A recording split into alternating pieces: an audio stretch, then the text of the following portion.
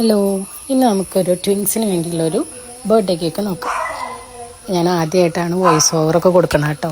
ഇതുവരെ അങ്ങനെയൊന്നും ചെയ്തിട്ടില്ല. എൻ്റെ ഫസ്റ്റ് അറ്റംപ്റ്റാണ് വോയിസ് ഓവർ ചെയ്തിട്ടുള്ളൊരു കേക്ക്. അപ്പോൾ ഇതെൻ്റെ മോൻ്റെ ഫ്രണ്ടിൻ്റെ അനിയത്തിമാരുണ്ട്. അവർ ട്വിൻസാണ്, ട്വിൻ ഗേൾസാണ്. അപ്പോൾ അവർക്ക് വേണ്ടിയിട്ടുള്ളൊരു ബർത്ത്ഡേ കേക്ക് ചെയ്യാൻ പറഞ്ഞിട്ടുണ്ടായിരുന്നതാണ് കേട്ടോ.